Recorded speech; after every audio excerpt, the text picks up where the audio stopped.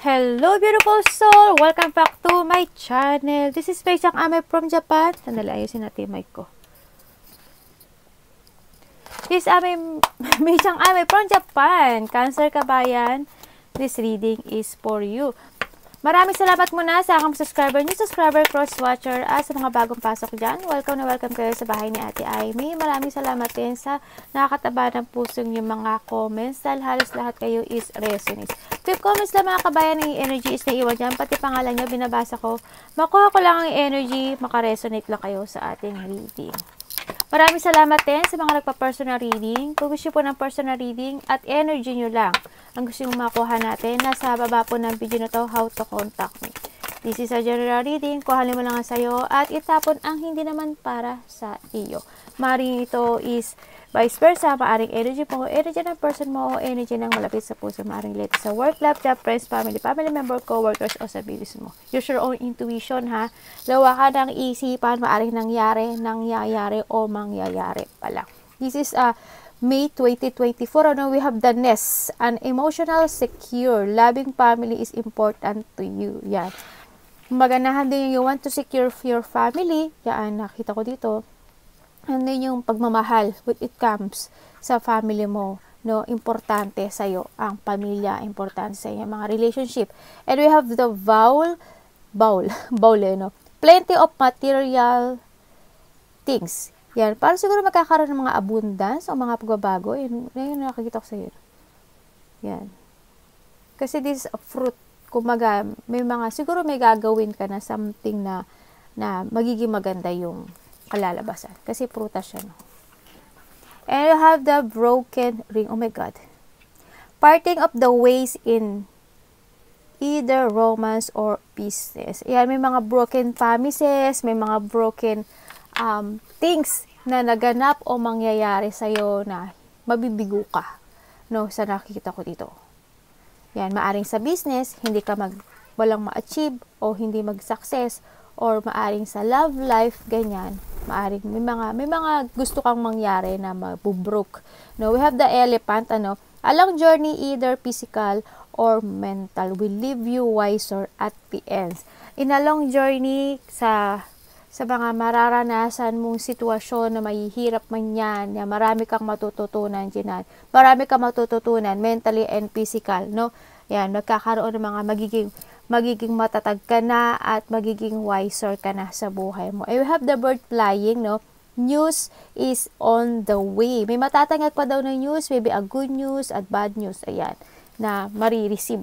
Ako nakita dito.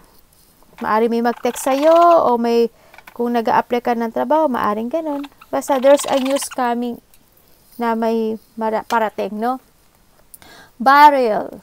Tama ba ako? You feel something is lacking in your life. Perhaps love, money, or goal. Yun nga, na minsan siguro nandun yung barrier na parang nakakaramdam ka ng you are not complete, no, when it comes to yourself. Maaari nagkaroon ng mga na-broken promises or hindi ka magsasucess sa iyong career o nakakaramdam ka ng walang ka successful sa when it comes sa mga pinagdaanan mo. Siguro ganun ang nakita ko to. Makaka-feel ka na you are lacking. Aray, anak, ano ba ginagawa mo? We had knock. Kayo na bahala dyan. Unsuccessful plan. I'm sorry to hear that, pero mukhang magkaka-relate itong nakuha natin, no? Yan. Nahandun yung sa part na nakita ko ito, you protect, protektahan mo yung mga sitwasyon na meron ka. Pero, handun yung part na pinahalagahan mo, pinagandam mo, ninahal mo, pero nahandoon sa part na there's something happening na hindi mo makukuha yung pinaka-best na gusto mong mangyari sa buhay mo. Hindi mo ma-achieve yung mga totally yung gusto mong mangyari. Ganyan. Anak, kinakagat mo si mami. Ano bang kalokohan yan? Dami yo. Sorry na. Dami tayo. Kaya anak, mag-ano si mami? Cancer, this May 2024. Please show me.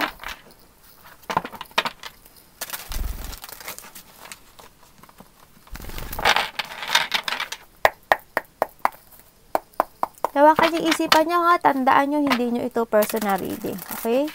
Kuhanin nyo lang yung sa inyo. Cancer. Please show me, show me, show me, show me.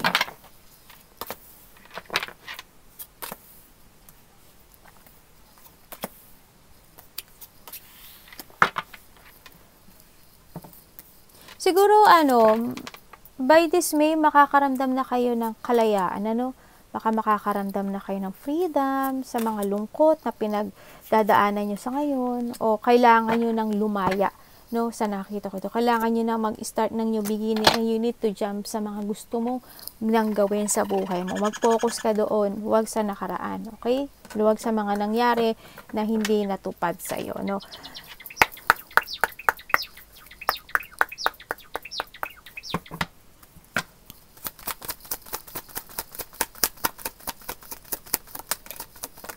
Salamat po.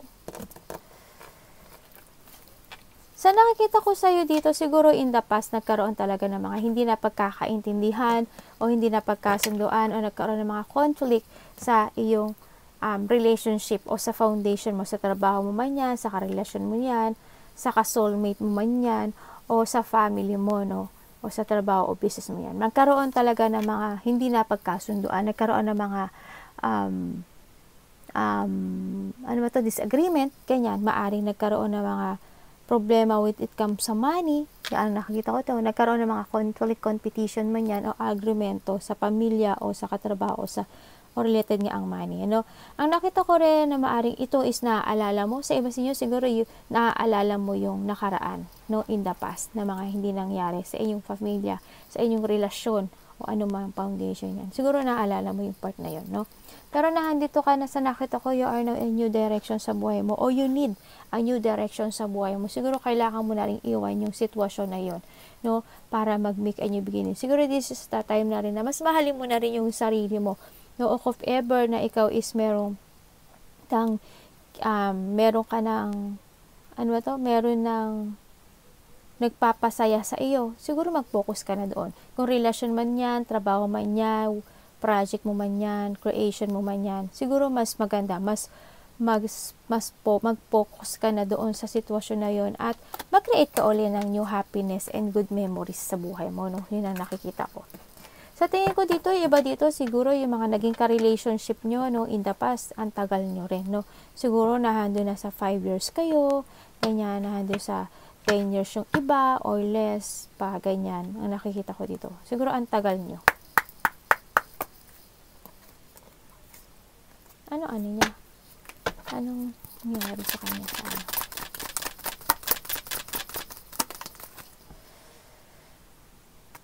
Okay, ang nakikita ko dito, sinasabi dito na mas mahalin nyo ang sarili nyo kaysa sa nakaraan, Mas bigyan nyo ng importansya yung sarili nyo, make a rules, Alam ko na naging devoted ka sa sitwasyon in the past, Alam ko na ganun.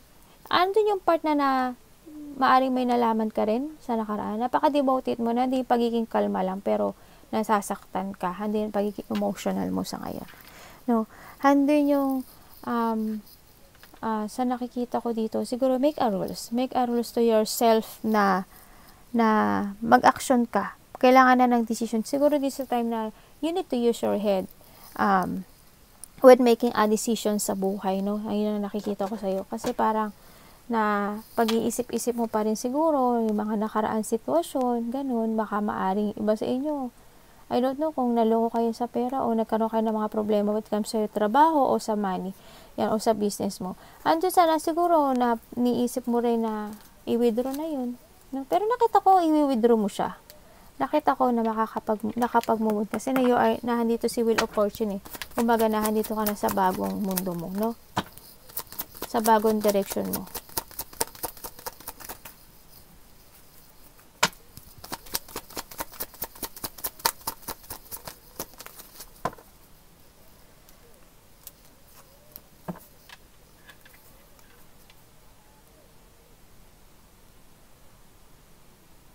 Nasaan ka ba? Nasaan ka, Cancer? Ang nakikita ko dito,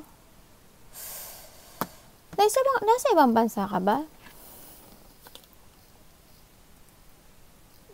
Andito ka sa part na you have the rules na sa ngayon, sa nakikita ko ngayon, na nagkaroon ka na ng rule sa buhay mo na nagiging matapang ka na sa ngayon, ano, na ginagamit mo na yung utak mo, ganyan. Ginagamit mo na yung pag-iisip mo na siguro this is a time na kamtin ko naman yung mga dreams ko sa buhay ng ako. Ganyan na nakikita ko sa'yo. Siguro this is a time na magpo-focus ka sa sarili mo and magpo-focus ka sa mga dreams in life mo na ma-fulfill iyon. Basta lakasan mo lang yung loob mo. Be confident, tibay ng loob. Kailangan mo ng katatagan, no? Nakikita ko na mabait ka. You have a purity spirit, no? Cancer, and nakita ko rin yung integrity, no, sa'yo, no? Maawain ka masyado rin. Nakita ko din yung pagiging tapat mo. Yan. Nakita ko rin dito, iba dito, ayaw nyo kontrolin ka ng iba. No? Yun na nakikita ko, ha.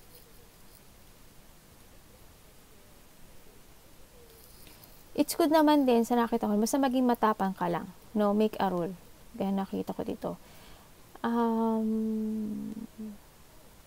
Hindi ko alam. Handun yung pagiging kalma. Handun yung may tao ko na nakita na very cold, no? Very cold person dito sa sitwasyon na to.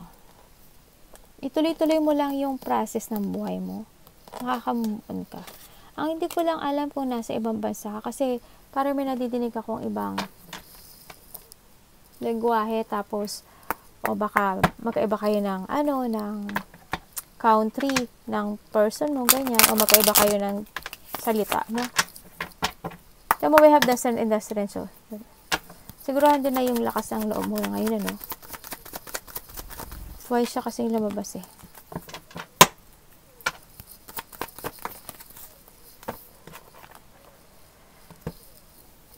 So, nakita ko rin dito na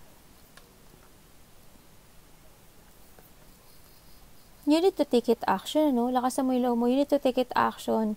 Kasi, always think positive din. Always think positive. In the past, ang dami mo naging stress, ang dami mo naging problema, ang dami mo mga naging battle, ang nagkaroon mga deep wound mo sa buhay mo. Pero you are still standing and fighting. At nakikita ko naman, nasa side ko naman na lahat ito is matatapos na at mariresolbahan na. Basta you need to take it action and always think positive. Lakasan mo yung loob mo. Kailangan din kasi ng strength dito, ng tibay ng loob, no? Kailangan din ng positive motion dito sa sitwasyon mo. You need to take it action kasi it's up to you to make it happen. If you want a new beginning sa buhay mo, mag-take action ka. You need to trust your intuition din sa nakita ko dito, and may mga idea naman ako nakikita sa'yo. May mga idea ako nakita na gusto mong gawin. It's a breakthrough, no? Make a fresh start, a beginning, and may mga changes ako nakikita. If you take it action, may mga changes ako nakita sa'yo. Huwag kang mawawala lang ng pag-asa. Handun sa part na habang nagmumove ka sa nakikita ko dito, handun yung parang dala-dala mo yung sakit o bigat na nangyari sa nakaraan mo. Pero you try your best to move on, sa nakikita ko dito. Yun na nakita ko. Tingnan natin. Make a new beginning sa buhay. Sa nakita ko dito. Siguro iba sa inyo, handoon yung part na magkakaroon kayo ng bagong trabaho. Ganyan. Or maaring talaga. Talaga. Sabay talaga. Talaga ba ito? Nakita ko to. Parang talaga. May mga unfinished business daw kayo. Mag-move kayo, oh. Hindi ko nakikita na nag-move kayo. Take it action. May mga opportunity. Baka may gusto, kung sa trabaho, baka gusto mong lumipat ng ibang trabaho, ganyan. O kaya with it comes sa love life, ganun din. No, baka gusto mo nang makalimutan yung nakaraan. Pero ang nakita ko, nagkakaroon ng mga delay sa'yo. Kasi may unfinished business ka pa. Parang nawawalan ka na ng pag-asa sa buhay na masisolusyonan yung mga problema mo, na yung mga pinagdadaanan mo. Pero huwag kang mawalan ng pag-asa. Always think positive lang. Yun ang nakita ko sa'yo. Nakakaroon kasi sa'yo ng mental trap, eh. Parang you feel, parang nowhere to run ka sa ngayon. Parang handun yung, kasi hindi pa tapos. Nakakaramdam ka na wala nang kapag-asa. Hindi ka nakatingin sa the future. Hindi ko nakikita. Pabalik ka. Pabalik ka sa nakaraan. Nakasama yung loob mo. Parang nawawalan ka ng lack of health, parang, kasi nakita ko pagod ka na, eh. No? Baka kinokontrol ka ng sitwasyon na to. Baka kinokontrol mo din yung sitwasyon, yung nararamdaman mo. Kasi, ang nakikita ko sa'yo, hindi mo pa siyang kayang bitiwan yung nakaraan. Baka naaalala mo pa yun. No?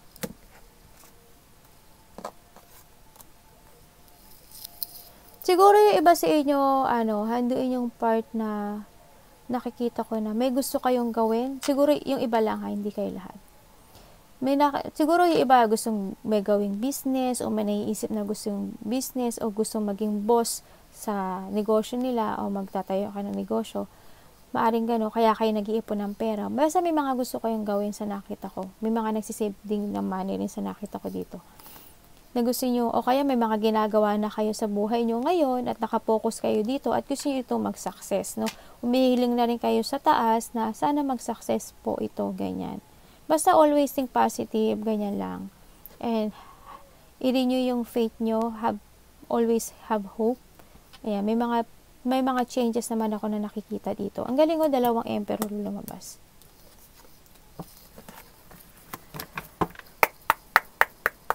Bakit ano yan?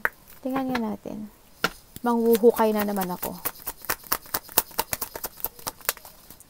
Siguro this is a time na isipin nyo rin muna yung sarili nyo, no? Isipin nyo yung sarili nyo. Sa nakita ko dito. Itong sitwasyon na to, sa nakikita ko dito, hindi nyo pa siya kayang bitiwan. Back and forth kasi nararamdaman nyo, eh.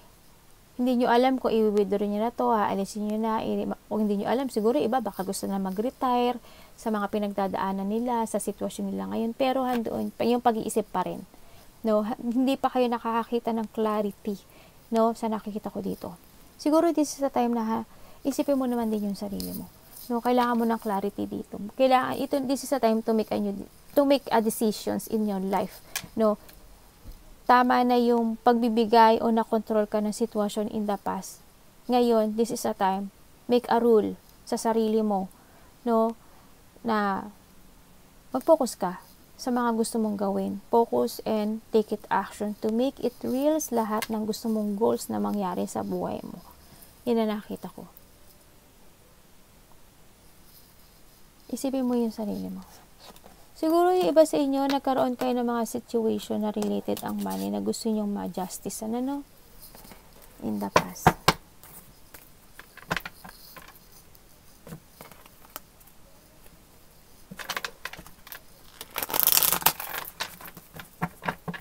O kaya naman, may mga pinagpipilian pa kayo sa buhay nyo na gusto nyong gawin. Yung nakita ko dito.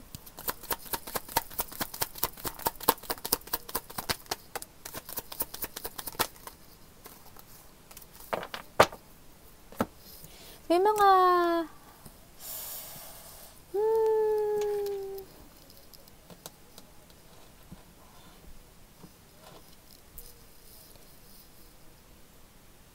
nararamdaman ko, iba sa inyo, may lungkot pa rin kayo nararamdaman na teka, titignan ko ha. Bakit?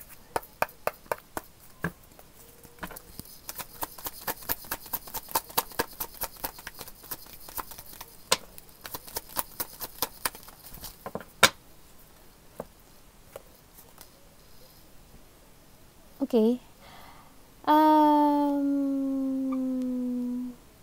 Mayroon ditong gusto makipag-union. Mayroon dito gusto makipagkitang muli sa'yo, no? Gusto niya uli lang balansehin yung sitwasyon nyo. Pero nahandun ka na sa part na siguro nagkaroon ka na ng sitwasyon na hindi na siguro. This is a time naman siguro na isipin ko yung sarili ko.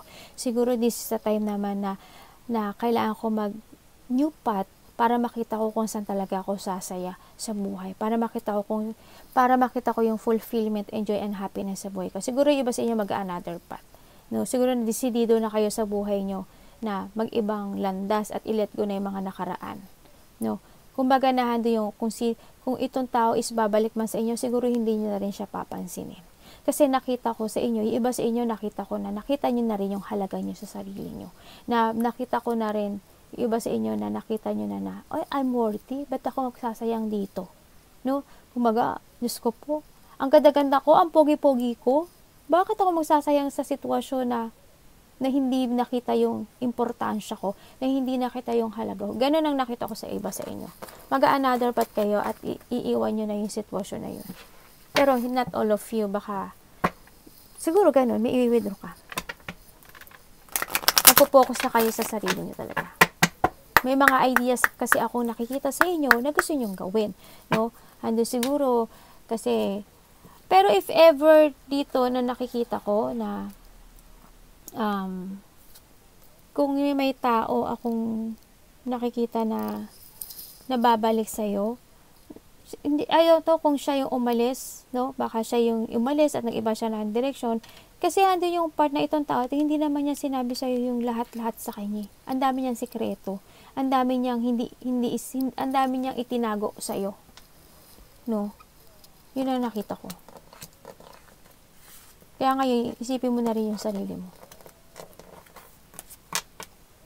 Kasi nakita ko may iba na rin naman siya. Baka ikaw, may iba ka na rin. No?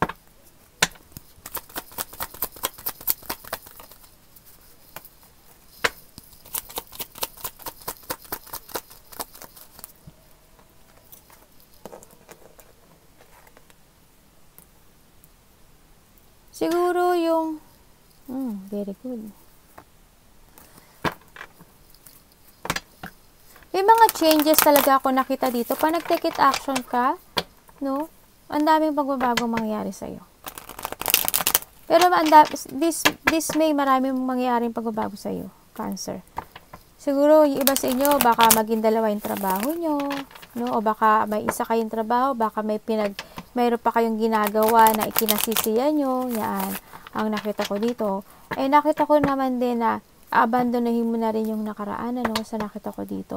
Magkakaroon ng mga unexpected situation, maaring iba dito is nangyari na, no, na magkakaroon ng mga hindi mo aasahan na mangyayari. Magkakaroon ng mga changes o massive changes sa isang foundation sa nakita ko dito. Abandonahin mo na yung nakaraan, and then nakita ko dito na magte-take it action ka, baka mas more na mahalin mo na ngayon yung sarili mo, no? Sa nakita ko ito. Yung isa iba dito, nakikita ko rin, baka may mamit kayo na new person sa buhay niyo na magbibigay sa inyo ng importansya at makikita yung halaga ninyo, no? There's a new beginning of pagmamahal, no? Maaring work, maaring new love life, ganyan. Maaring ikasisiya nyo siya, no? Magkakaroon ng ganoon ang nakikita ko.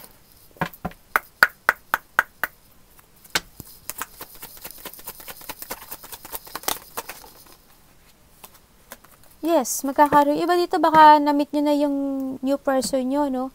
Yan, ang nakikita ko. May mamimit kang new person na magbibigay sa'yo ng pagmamahal. Pero ang nakikita ko dito, there's another person din, maaring ikaw o ibang tao. May another person ako dito na kinikim-kim niya lang yung nararamdaman niya. Hinahide niya yung nararamdaman niya sa'yo. Yun ang nakikita ko. Handin yung there's someone here, maaring a past person to, no? Maaring hinahide niya yung nararamdaman niya, pero gusto niya uling i-build yung sitwasyon nyo o yung foundation nyo. Pero ang nakita ko, may mamimit kang bagong tao na magbibigay sa'yo ng halaga, na magbibigay sa'yo, nabubuong muli sa iyo. Ang nakita ko dito. Maaring yung iba sa inyo, new work, no? New business. Basta may pagkakaabalahan kayong mararamdaman nyo yung happiness.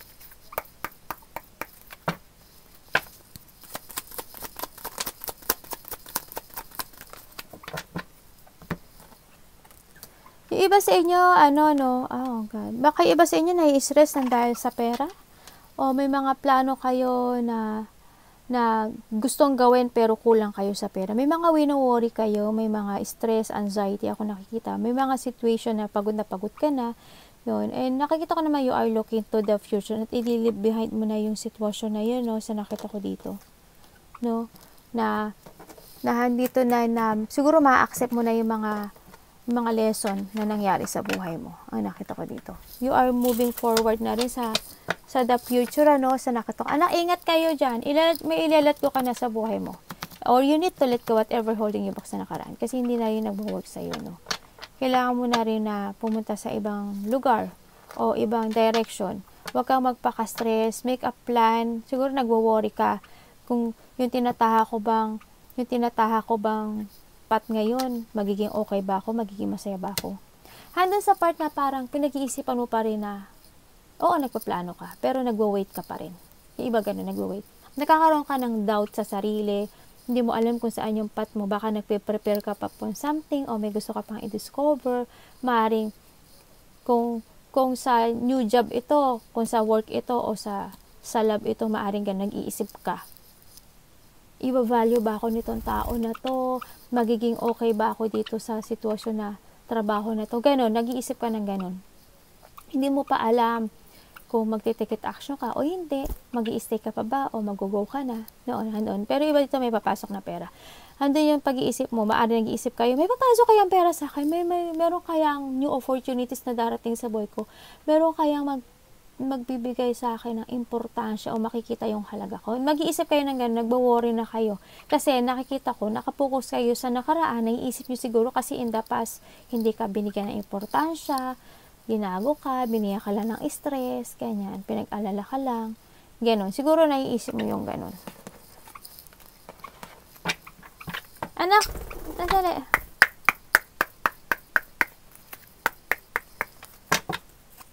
Siguro, kailangan mo na rin na kalimutan yung nakaraan.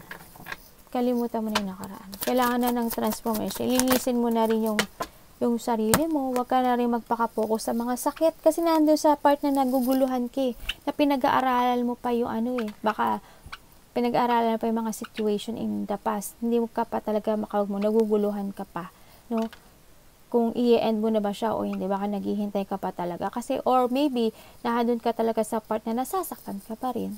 Hindi ka pa makalabas sa sitwasyon na dinaranas mo dito. Ganun. Pero kailangan mo na umalis. Kung sa work ka, halimbawa sa work, gusto mo na ng bagong opportunity, business man yan, love life man yan. Pero nahadun sa nadadala ka nga ng nakaraan. Handun sa, siguro may mga sitwasyon ako na nakikita na baka pinag-aaralan mo pa, na kung tama ba, kailangan ba, magiging maganda ba, yung mga ganun, ang nakita ko dito. Iba siguro sa inyo nag-aaral, o may pinag-aaral, ang hilig nyo lang siguro mag-research. Someone here is spying nyo, sa nakita ko dito, kung siguro ini-spy ka niya kung naka-move on ka na, or maybe ikaw to, naka-move on ka na, may iba ka na bang partner, meron ka na bang new work, anong ginagawa niya? Someone is spying you and looking to your social media. Kung anong social media man yan, meron ka, sa nakita ko dito. Yun siguro, nahandun yung part na, yung iba sa inyo siguro, iniisip nyo na, hanggang kailan kaya ako maghihintay para makaalis ako sa sakit ng nararamdaman ko? Hanggang kailan kaya ako maghihintay na makahil? Ganun, ang nakikita ko sa inyo. Nahandun din sa, naghihintay ka ng tamang panahon o tamang direction sa buhay mo. You need to start and revert. You need to end itong sitwasyon na to, Kailangan nang i-end yung cycle na yan. Sa nakita ko, huwag kang maguluhan, isara mo na yung door na yon, Kumbaga, mag-start ka na ng bago ngayon. Kailangan na ng transformation, transition. You need to let go at ayusin mo na rin yung sarili mo at yung buhay mo. Kasi in the past, nagkaroon kayo ng mga conflict, hindi nagkasundo, mga pag-aaway, mga argumento. Baka sa iba dyan, in the past, baka nagkaroon kayo ng mga problema with it comes sa mga natapakan yung ego niya, nagdepensahan, maari magkakapatid, o kapamilya niya, o karelasyon man niyo, ano man yung foundation na meron ka. Maaring, may nakita rin ako sa iba na maaring may mga nag-away with it comes territorial, In the past na yun, nakita ko. Pero not all of you, Siguro, kailangan mo na ng bagong buhay. I-end mo na yan yung sarili mo. And that, alam ko, makikita mo rin yung the right time or the right person or the right job or business man yan sa buhay mo, Kailangan mo rin talagang mag-action at tataga ng sarili. Arigatou namaste, God bless.